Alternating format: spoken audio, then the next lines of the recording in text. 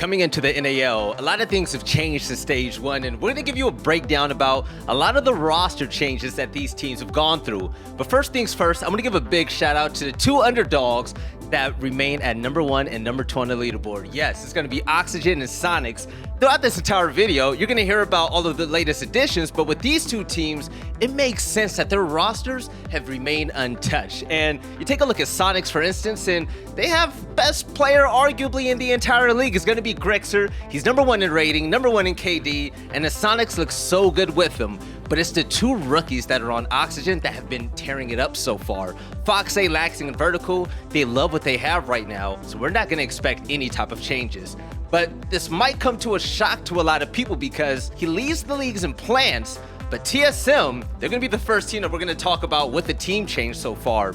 You all know Pojo, man. He's been in Pro League here and there. He's going to be filling in for TSM's Hard Breach, and I have a feeling that Pojo Man is going to fit in just right. I can't wait to see his clutch plays and see him dominate once again here in Rainbow Six Siege. Now, the thing about TSM, I mean, come on, they're the US Finals champions. They have Bolo, Merc, Chala. The team is stacked from top to bottom, so without their very versatile Hard Breach being on the team in Geo, Pojo Man has a lot of experience, and I believe that the team has a lot of trust in him. Pojo Man, he's been around for years now. He knows the game inside and out, and you can't ask for a better support player. I mean, whenever it's time to come in the clutch, TSM, we know Chala's gonna be there, but you add Pojo Man to the mix, and it just creates another dynamic. TSM, they can slow the game down, they can speed it up, and I think when it comes to Stage 2, they're going to shock a lot of teams with this latest fill-in for Geo. So I know they can't wait for Geo to come back, but TSM, they're going to be in good hands. Everyone's excited to see Pojo return, but he's not the only old dog coming back to the server. Dark Zero are moving Mint to the coaching position for the first time in his career in order to bring back Dark Zero to the starting lineup, which they haven't done since Season 10.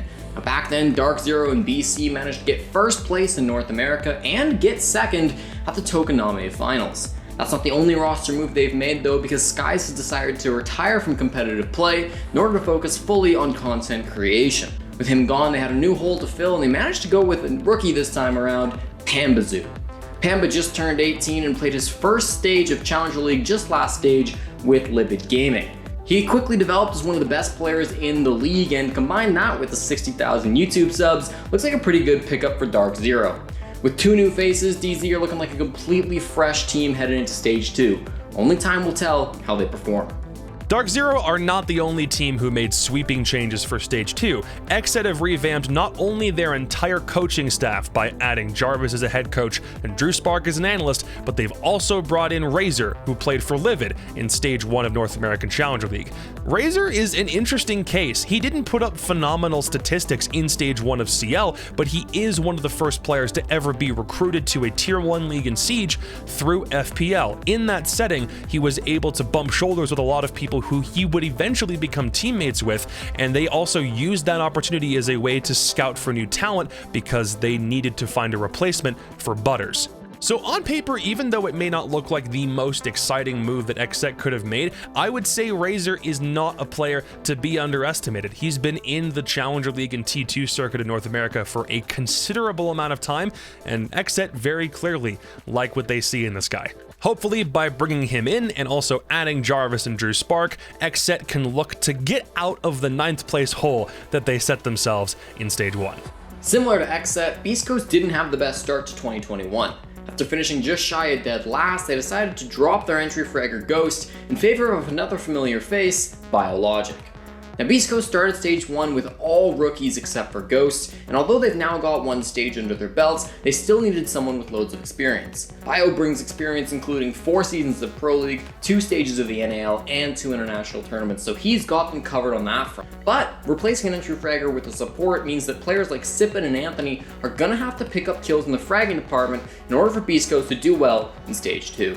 For Disrupt Gaming, not a lot of people were expecting the team that placed 4th last stage to make any roster transfers, but that's exactly what they did. They dropped Mark the Shark off their team as soon as Stage 1 was over and have now brought in DP Fire. This man is one of those prodigies who we've been waiting to make it to a pro level for a really long time. He was great in underage teams, he's been phenomenal on several notable Challenger League rosters, and now his time in T2 is done as he gets his big break with DG. The guys in this team have always been very very close with one another and tight-knit. So for them to bring somebody onto this roster who they're already very comfortable with and who has a phenomenal track record through his competitive career to back up his salt, I think Disrupt might be looking even scarier now heading into Stage 2.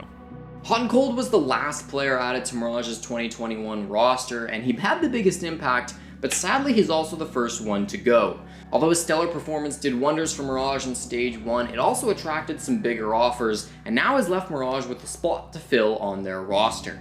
Thankfully, if anybody was going to be prepared for a situation like this, it was going to be Mirage. They've had Quartz sitting on the bench, waiting for a visa very patiently, and for his chance to shine all throughout Stage 1. Now he's finally got both, and so the Quebecer is headed to Las Vegas to show his stuff.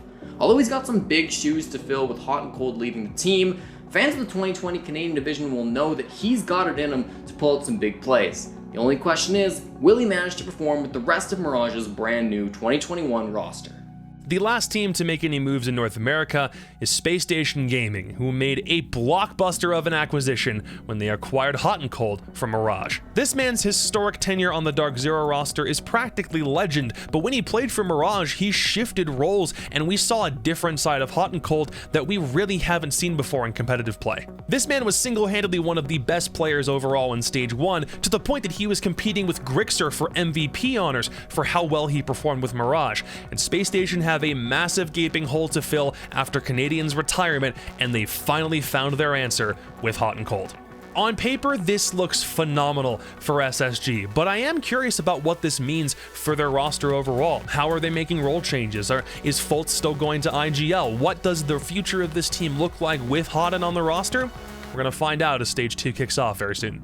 All right, folks, you've heard the team changes all the way from XSET to Space Station Gaming. Yes, Hot and Cold joining that team. It was really trippy to see, but other than that, I am really excited to see what the young blood is going to bring to the NAL in Stage 2. We saw what happened with Oxygen, bringing in Kino and Yaga, two rookies that ran rampant in Stage 1. So I expect these young gunners to really pop off and show the league what they're made of, because it's about time that we change things up, and I can't wait to see what happens here in Stage 2.